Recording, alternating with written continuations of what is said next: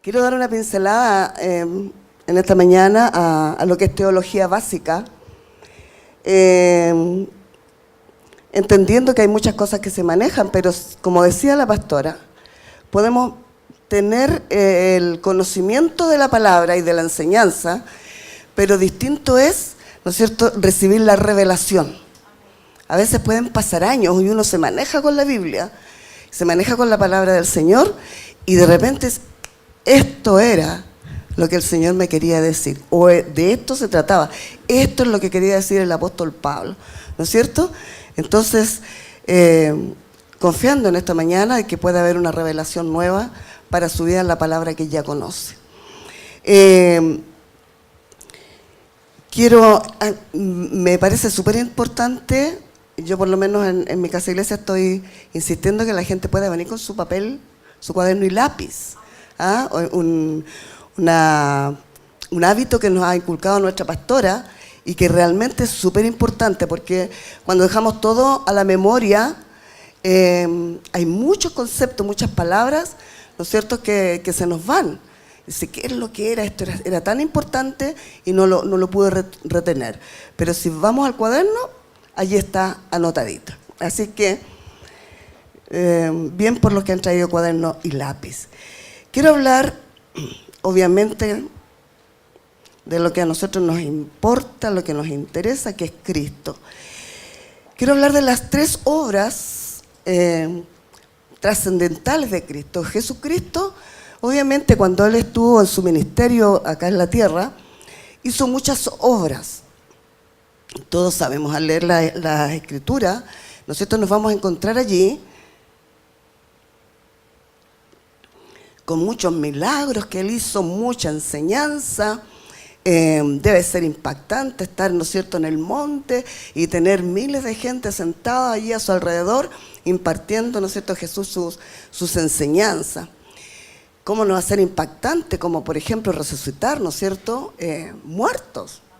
Entonces, y lamentablemente, nosotros, los cristianos, generalmente nos quedamos con eso.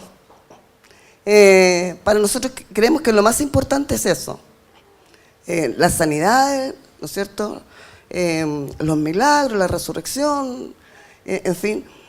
Y es cierto, es importante, pero no es lo más importante. Hay tres obras que Jesucristo, ¿no es cierto?, vino a realizar con un propósito, de acuerdo a la voluntad del Padre.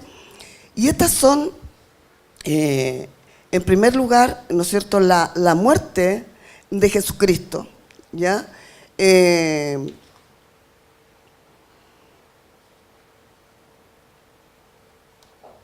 Sí. La Biblia habla de Jesucristo, como hemos aprendido, ¿no es cierto?, desde el Antiguo Testamento.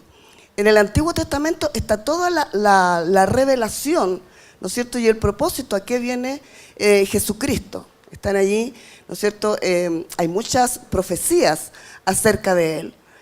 Pero en el Nuevo Testamento ya es la consumación de la obra de Jesucristo. Entonces, por eso es que toda la Biblia nos está hablando, entonces, acerca de la persona de Jesucristo.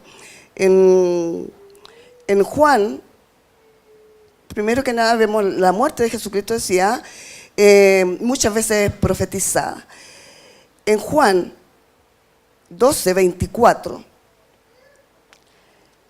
ahí es Jesucristo mismo hablando, y dice, de cierto, os digo que si el grano de trigo no cae en tierra y muere, queda solo, pero si muere, lleva mucho fruto.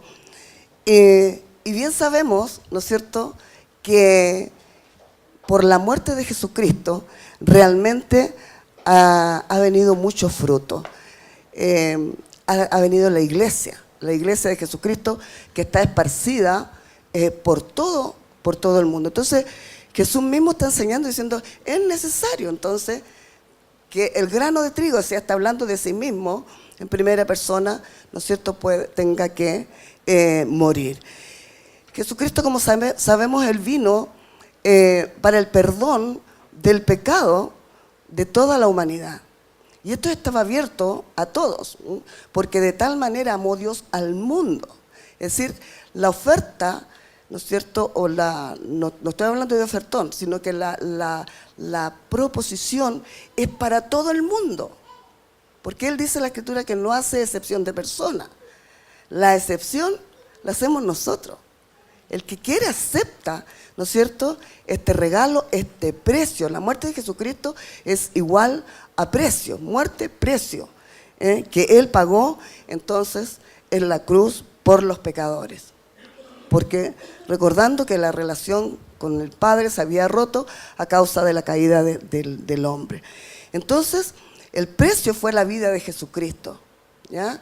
Y Él vino con un propósito, como dice la Escritura, vino a rescatar lo que había perdido. Y también vemos entonces que nadie más podría haberlo hecho. Hemos dicho que a través de la historia han habido muchos mártires, pero son esos, mártires, hombres que han muerto por la causa de Cristo, partiendo por algunos de los apóstoles, Pedro, Pablo, ¿no es cierto?, murieron por la causa de Cristo, o por el Evangelio, pero ellos no eran el enviado de Dios, porque para poder pagar, para que el precio tuviera, ¿no es cierto?, un valor especial, tenía que ser, recordemos, sin mancha, sin defecto, sin pecado. Entonces, en la tierra ya estábamos todos afectados por el pecado de Adán y Eva, ¿no es cierto? Por lo tanto, tenía que Dios enviar la porción, ¿no es cierto?, para que pudiésemos ser rescatados. Nosotros éramos los que se había perdido. El reino, como hemos estado aprendiendo en este tiempo, es el que se había perdido. Por lo tanto, el único sin tacha, sin mancha, ¿no es cierto?, era el Hijo de Dios. Por eso tuvo que venir Él. Luego la segunda obra, sabemos también, es la resurrección, ¿ya? La resurrección es el milagro, ¿no es cierto?, por excelencia de la Biblia. Ahora, si Jesús no hubiera resucitado, vana sería su muerte. Nosotros no tendríamos tampoco, ¿no es cierto?, la posibilidad, porque no era solamente con la muerte, porque vamos a ver que la resurrección también tiene una trascendencia que nos afecta y nos involucra, ¿no es cierto?, a nosotros. En primer lugar, ¿no es cierto?, ¿por qué era necesaria la resurrección de Jesucristo? Primero, porque confirma entonces que Jesús era todo lo que Él declaró que era, ¿no es cierto?, que era el Hijo de Dios, que era el que iba a quitar el pecado del mundo, ¿ya? Luego, también significa que el Padre aceptó entonces esta obra expiatoria, porque vuelvo y repito, ¿no es cierto?, que hubiese muerto otra persona, para el Padre no hubiese sido, ¿no es cierto?, lo suficiente, porque era sin defecto, sin mancha, sin pecado. Tercero, significa, ¿no es cierto?, de que habrá resurrección de los creyentes, y Jesús es la primicia de los que durmieron, dice en 1 Corintios 15, 20 al 23. Jesús fue la primicia, fue el primero entonces de los que durmieron y luego resucitaron.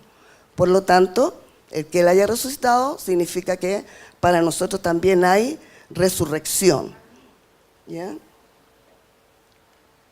Cuarto, significa que tenemos un sumo sacerdote en los cielos,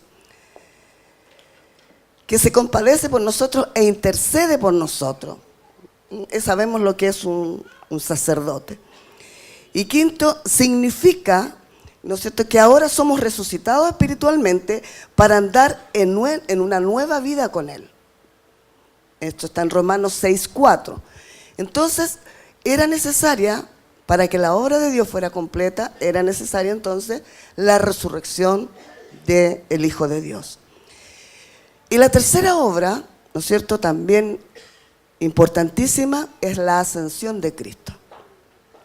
La ascensión puede describirse como un ascenso visible de la tierra. El que había descendido, dice la Escritura, ¿no es cierto?, ahora ascendió, ¿no es cierto?, donde estaba antes.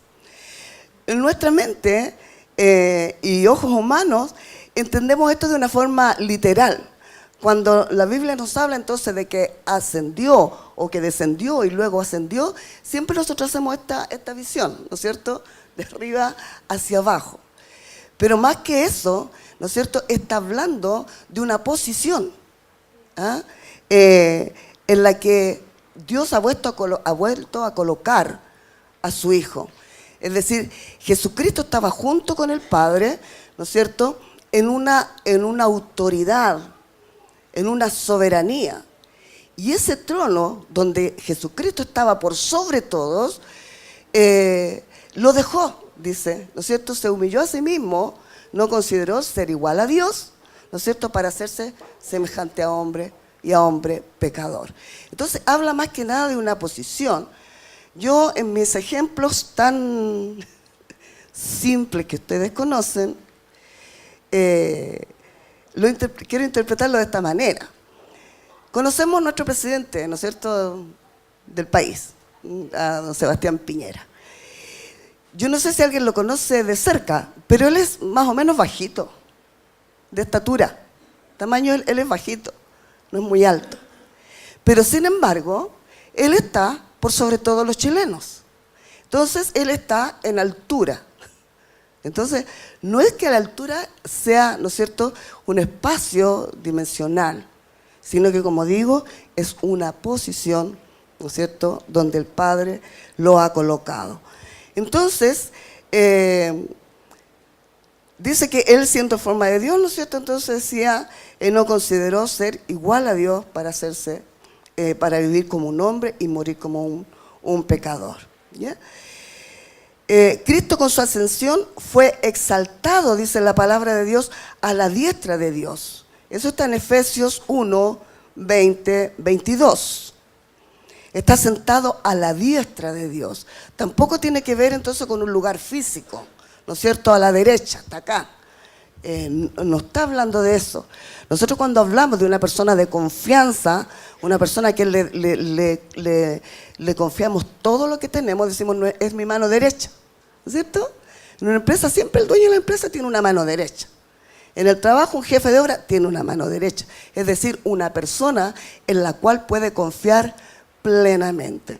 Entonces dice que Jesucristo está sentado a la diestra de Dios, ¿ya? Y significa también esta ascensión que es la cabeza de la iglesia. Está por sobre la iglesia. Él es soberano del universo. Toda potestad, dice Jesús, me ha sido dada en los cielos y en la tierra. ¿Ya? Todo eso él lo pudo alcanzar, ¿no es cierto?, mediante su ascensión. También dice la Escritura que ascendió para preparar un lugar para su pueblo. En Juan 14, 1, 4. No se turbe vuestro corazón. ¿Creéis en Dios? Creed también en mí. En la casa de mi Padre muchas moradas hay. Si así no fuera, yo los hubiera dicho. Voy pues a preparar lugar para vosotros.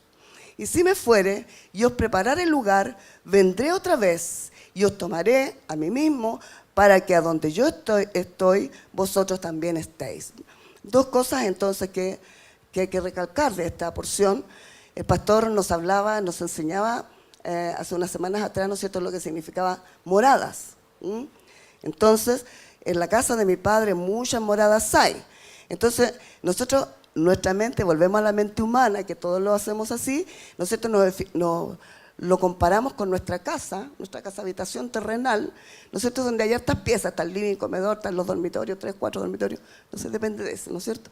Entonces cuando Jesús habla, y por muchos años se usó este mismo ejemplo literal, en forma, pero el pastor nos explicaba, entonces, ¿no es cierto?, nos enseñaba que cuando habla de moradas, ¿quiénes son las moradas? Somos nosotros. Nosotros somos la morada de Dios. Entonces, en la casa, yo me recuerdo hace varios meses atrás también enseñaba que Dios siempre cuando habla a la casa de. Y está hablando, se refiere a la familia. Cuando habla a la casa de Jacob, por ejemplo, ¿no es cierto?, es a toda su familia, a toda su descendencia. Entonces, cuando él habla a la casa de mi Padre, está hablando de la familia del Padre, ¿no es cierto? Y allí entonces hay muchas moradas, muchos ya convertidos. Voy pues, dice Jesús, a preparar entonces un lugar, porque ustedes también van a ser morada en la casa de mi Padre. Y donde a mí también me llama mucho la atención al leer este pasaje, que a veces nosotros en nuestra mente natural, humana, queremos como corregir la escritura. Pensamos que se equivocó, que hay una falta gramatical, ¿no es cierto?, en fin, o de expresión. Si usted lo lee, si tiene el pasaje a mano y si no ponga atención, dice, y si me fuere, dice Jesús, os prepararé lugar, vendré otra vez y os tomaré a mí mismo. ¿Qué está diciendo? Os tomaré a mí mismo. Es decir, si yo tomo a la Danae, ¿no es cierto?, me estoy tomando a mí misma. Entonces no es un error de lo que está escrito aquí, sino que realmente tiene un sentido. Jesús está hablando, entonces cuando yo, ¿no es cierto?, vendré y os tomaré a mí mismo. Es decir, porque en Judith estoy yo, ¿cierto? En la pastora Magali estoy yo. Así que cuando la tome, me tomo a mí mismo, está diciendo, ¿no es cierto?, Jesús. Y sabéis, le dice, a dónde voy, y sabéis el camino. Se entiende que si le pertenecemos a Él, sabemos dónde va Jesús, ¿no es cierto? Y sabemos también cuál es el camino para ir ahí, a ese lugar. Y luego también ascendió, dice, para ser nuestro sumo sacerdote y mediador entre Dios y los hombres. Y ascendió al cielo para derramar de su espíritu sobre la iglesia. Recordemos que él lo anunció, se lo dijo cuando estaba con sus discípulos antes que los crucificaran. ¿No es cierto? Os conviene, cuando ellos estaban todos tristes, miren, les conviene que yo me vaya, les enseña Jesús, ¿no es cierto? Porque si no me fuere, el Consolador, es decir, el Espíritu Santo, no vendría. Por lo tanto, en la ascensión de Jesucristo, ¿no es cierto?, fue la oportunidad para que pudiera venir el Espíritu Santo sobre la iglesia, sobre los hijos de Dios, ¿ya? Entonces, como decía, sé que toda esta materia usted la sabe. ¿Qué es lo que tenemos entonces que entender? La Escritura dice, de manera que si alguno está en Cristo, ¿no es cierto? Entonces, nosotros creemos eso, que estamos en Cristo y Él en nosotros, ¿no es cierto? Entonces, aquí también es donde se aplica lo que hemos aprendido en este tiempo, de la unidad orgánica. Si nosotros entonces estamos en Cristo y estamos unidos, ¿no es cierto?, somos un solo organismo con Cristo en el momento que lo recibimos, entonces con Él somos uno solo. Por lo tanto, déjeme decirle que usted murió, ¿ya? Que usted murió. Y el apóstol Pablo lo dice, y ahí es donde digo que va tomando sentido, ¿no es cierto?, las enseñanzas de Pablo. Dice, con Cristo estoy juntamente crucificado. ¿Solo el apóstol Pablo? No, usted y yo. Si usted ha confesado, si ha recibido a Jesucristo como su Señor y Salvador, ¿no es cierto?, entonces murió, está muerto. Murió, entonces, ¿no es cierto?, a la vieja naturaleza. Romanos 6, versículos 6 y 8. Dice, sabiendo esto, que nuestro viejo hombre fue crucificado juntamente con él, para que el cuerpo del pecado sea destruido, a fin de que no sirvamos más al pecado. Porque el que ha muerto ha sido justificado. El que ha muerto ha sido justificado. Por lo tanto, ¿no es cierto?, si hemos creído, es porque hemos muerto, ¿no es cierto? Si hemos muerto, hemos sido justificados. De otra manera, no es, ¿no es cierto? No sirve la obra redentora de Jesucristo en aquel entonces que no ha muerto. Pero también le tengo buenas noticias, ¿no es cierto? Porque dice que Cristo resucitó, como usted y yo estamos en Cristo, también hemos resucitado. Entonces, Romanos 6:5. Porque si fuimos plantados juntamente con Él en la semejanza de su muerte, así también lo seremos en su resurrección. ¿Cierto? Y Colosenses 2:12. sepultados con Él en el bautismo, en el cual también fuisteis, que dice, resucitados con Él mediante la fe, en el poder de Dios que le levantó de los muertos. Entonces usted murió, pero también, ¿no es cierto?, resucitó. Colosenses 3:1. Si pues habéis resucitado con Cristo, buscad las cosas de arriba entonces, ¿no es cierto?, donde está Cristo sentado a la diestra de Dios. Resucitado, si habéis resucitado, está hablando de tiempo presente, ¿ya? No está hablando entonces de la resurrección que vamos a tener en el día postrero, porque ya morimos entonces, como decía, al viejo hombre.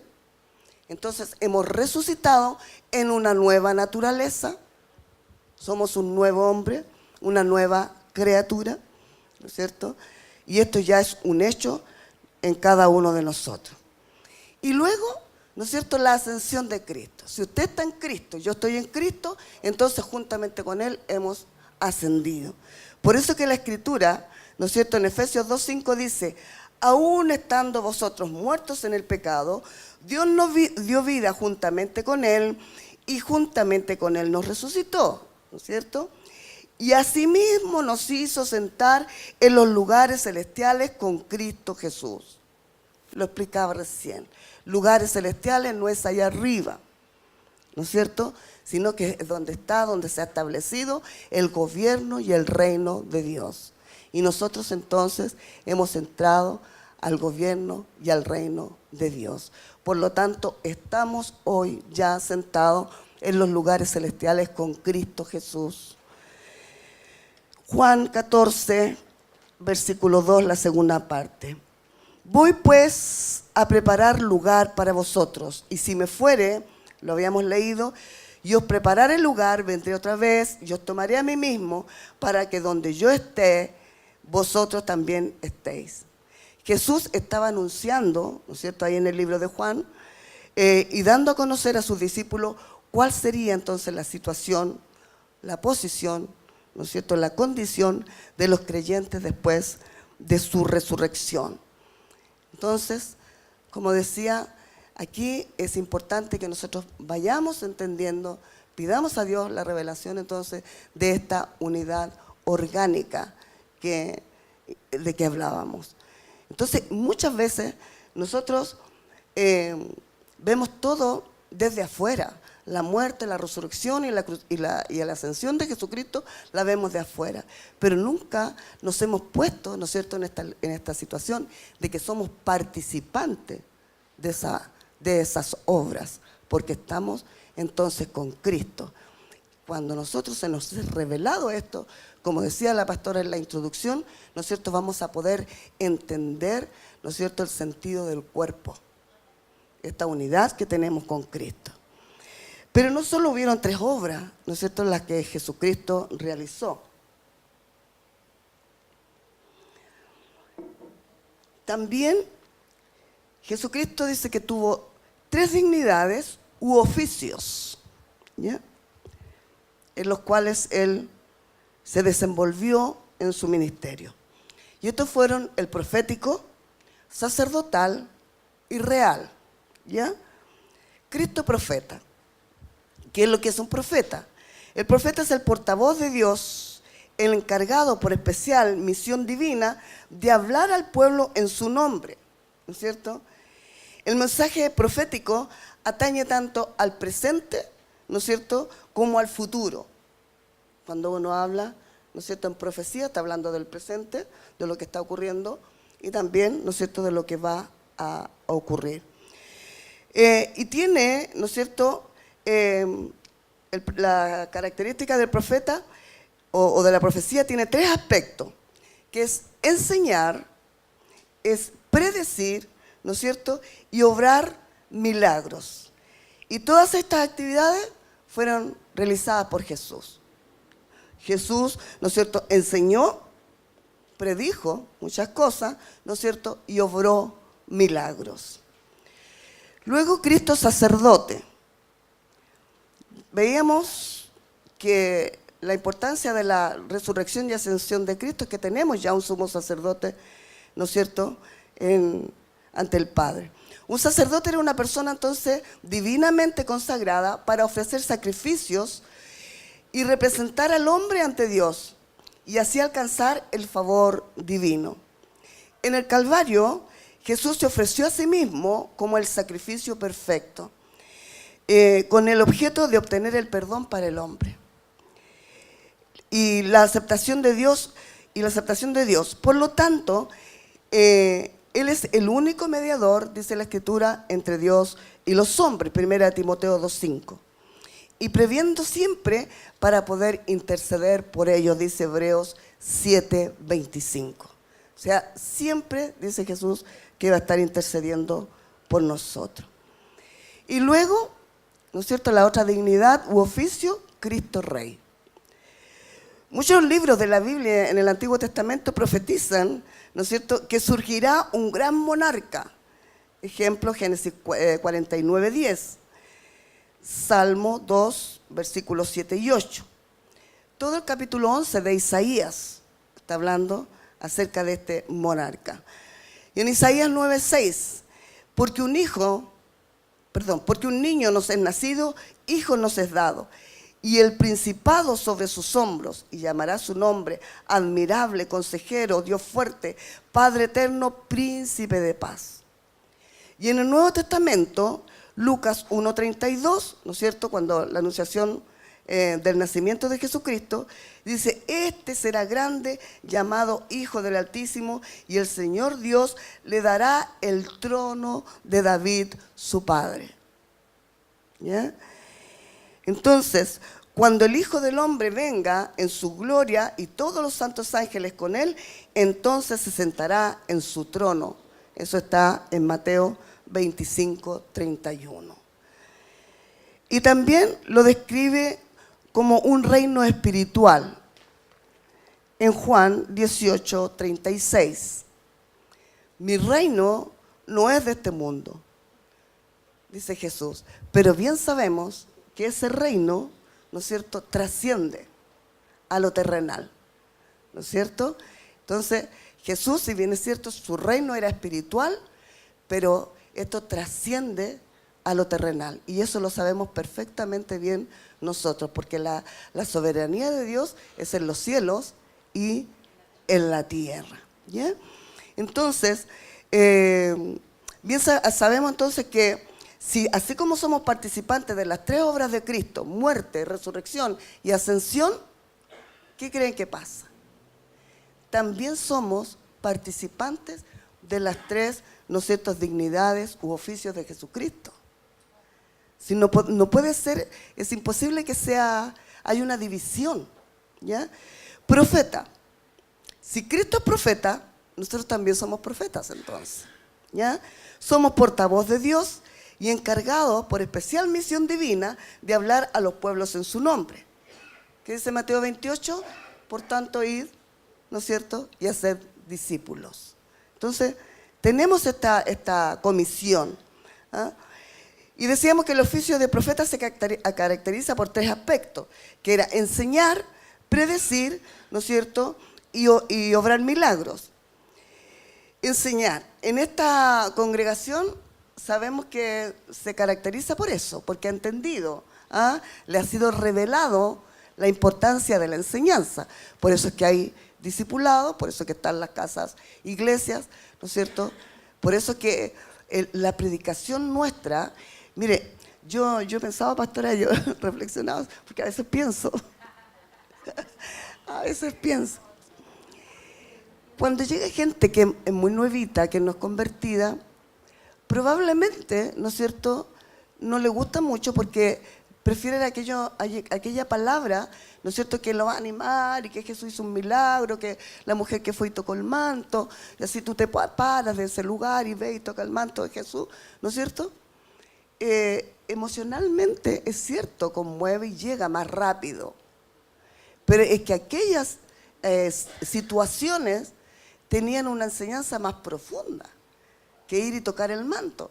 Entonces, cuando nosotros entregamos un mensaje como el que estamos entregando ahora, que es más de enseñanza, ¿no es cierto?, a la gente como que no le parece muy atractivo en principio.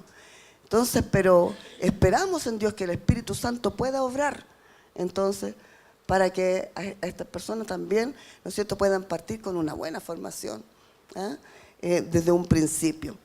Entonces, decía de que esta iglesia se caracteriza entonces por la enseñanza. Lo que estaba diciendo de Mateo 28, 19, por tanto, id y predicad el Evangelio, enseñándoles, ¿no es cierto? Había que predicar, hay que enseñarles, enseñándoles que guarden todas las cosas, ¿ya? En cuanto a predecir, que también es una de las características del profeta, ¿cómo no hemos aprendido nosotros de llamar en las cosas que no son, ¿no es cierto?, como si fuera? Y eso no son, como hemos dicho en otras veces, palabras de arenga o de levantar el ánimo, sino que es una realidad, ¿ya? Hay un hecho en la Biblia que a mí me gusta mucho, por lo que la enseñanza que encierra. No sé por qué tengo tanta sed. ¿No es cierto? Y que yo trato de aplicarlo a mi vida. Es cuando Dios lleva al profeta Ezequiel, ¿no es cierto?, al desierto, ¿se acuerdan? Y le dice, mire, que mire alrededor y qué es lo que ve. Y dice que ve el valle de los huesos secos. ¿Qué ves? Le dice, ¿qué es lo que ves? Entonces dice, un valle lleno de huesos secos. Y Dios le pregunta al profeta, ¿vivirán estos huesos? Y el profeta se quiere sacar el pillo, como lo hacemos nosotros muchas veces. Ah, no sé, Señor, tú lo sabes. Nosotros muchas veces le dejamos todo a Dios. Dios sabrá, en parte es cierto. Pero también, ¿no es cierto?, nosotros tenemos que asumir y entender lo que estoy enseñando en esta mañana. Que morimos con Cristo, que resucitamos con Cristo, que ascendimos con Cristo. Que por lo tanto somos profetas, somos sacerdotes y somos reyes. ¿Se fija? Entonces hay una parte que nosotros también podemos hacer, porque también está la autoridad otorgada a nosotros. Entonces, ¿no es cierto? Dice, no sé, Señor, tú lo sabes todo. Entonces Dios le dice, di a esos huesos, profetiza sobre esos huesos secos. ¿No es cierto? Y sabemos, yo creo, la mayoría de la historia, ¿no es cierto?, que entonces el profeta profetiza y se juntaron los huesos, hueso con su hueso. ¿Qué quedó? Obviamente, me imagino yo, un esqueleto, ¿ya? Y luego le dice, sigue profetizando, ¿no es cierto?, que esos huesos se les sume la carne. Profetizó entonces el profeta y esos huesos fueron cubiertos por carne. Y luego le dice, ¿no es cierto?, y también profetiza y sopla allí sobre esos huesos para dar el espíritu, dar vida. ¿Por qué traigo a colación esto? Porque yo creo que muchos de nosotros tenemos algún área, algún desierto con huesos secos. Algunos tienen su matrimonio, cuando mira su matrimonio, ¿qué es lo que ve? Puros huesos secos, ¿no es cierto? Ve su estado de salud, ¿qué ve? Huesos secos. Ve su situación económica, ¿cómo la ve? Huesos secos. Y Jesús te dice, ¿no es cierto?, ¿podrá este matrimonio renacer? Ah, no sé, Señor, tú lo sabes. ¿Te podrás mejorar de esta enfermedad que tiene, que te atacó en este tiempo? Ay, no sé, Dios lo sabe, se lo dejo al Señor. ¿No es cierto? Las finanzas, la misma cosa, y Dios te dice, profetiza. Profetiza sobre tu matrimonio, profetiza sobre tu salud, profetiza sobre tu estado económico, profetiza sobre la iglesia. Yo el jueves le ponía carga, ¿no es cierto?, a mis hermanos de la casa iglesia. Le decía, nosotros no estemos orando todo el tiempo por nosotros. Hermanos, tengo carga por nuestra congregación, ¿no es cierto?, para que realmente podamos cumplir el propósito por el cual Dios nos ha plantado en ese lugar. Entonces, nosotros tenemos que clamar para que realmente, yo por lo menos lo veo, y yo sé que algunos hermanos lo saben, yo lo veo como una oportunidad que Dios nos ha traído a este lugar, ¿ya? Entonces, pero a este lugar hay que profetizar, hermanos, que seamos de bendición. Este es un punto central. No estamos en el extremo, antes estábamos allá en la Florida, ¿no es cierto?, no estamos en extremo. Ahora, obviamente que nos estamos uniendo a las demás congregaciones, porque no somos la única iglesia, o la única congregación, pero como hablaba la pastora, de la unidad.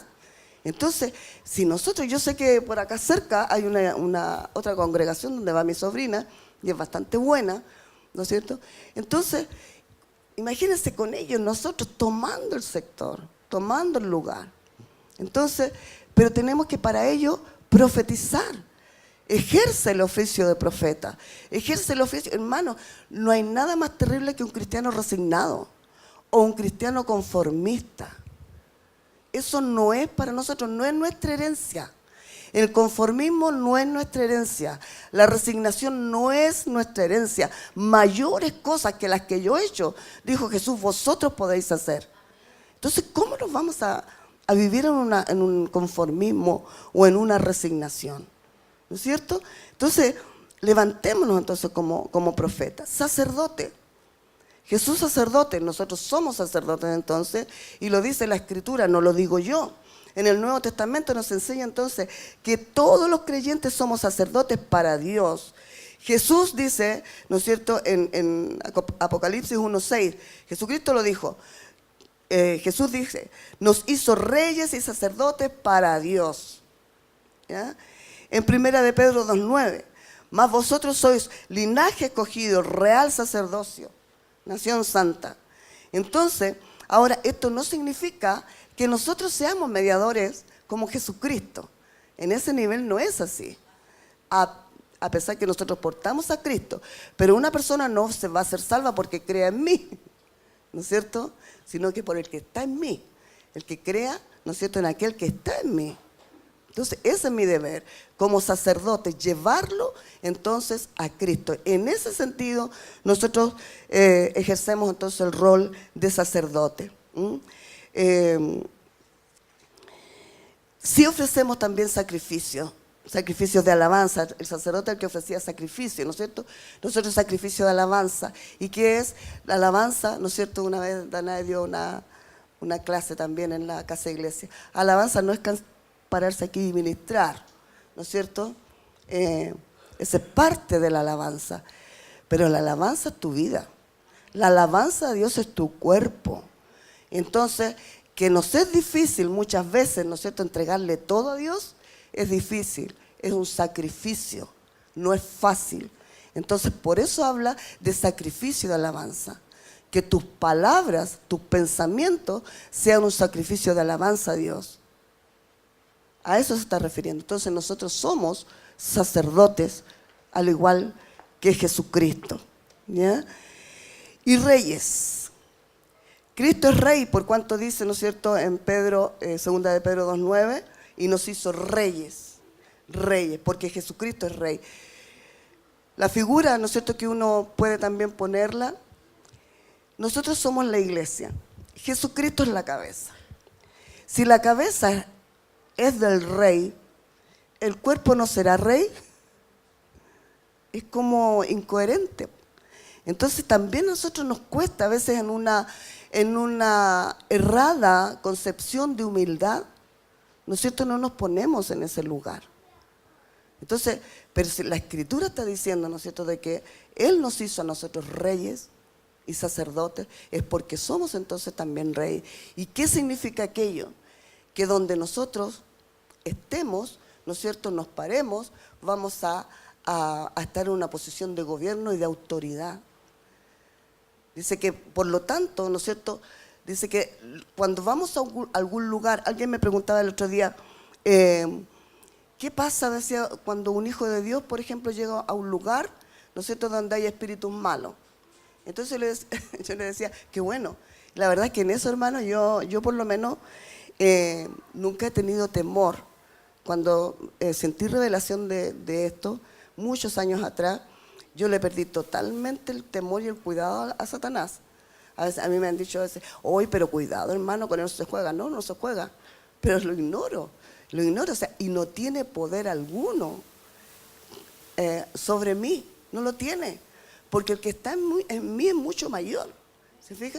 Entonces nosotros donde vamos, como me decía esta persona, ¿qué pasa si tú vas a un lugar donde está lleno de espíritus malos? Entonces decía yo, bueno, arrepentir y echar fuera. Dice que cuando Jesús llegaba a un lugar, dice que los perdían el control. Los demonios, sí son ellos los que tienen que perder el control, no nosotros. ¿Se fija? Si usted está posicionado en lo que es Cristo en usted, entonces no tiene por qué tener temor.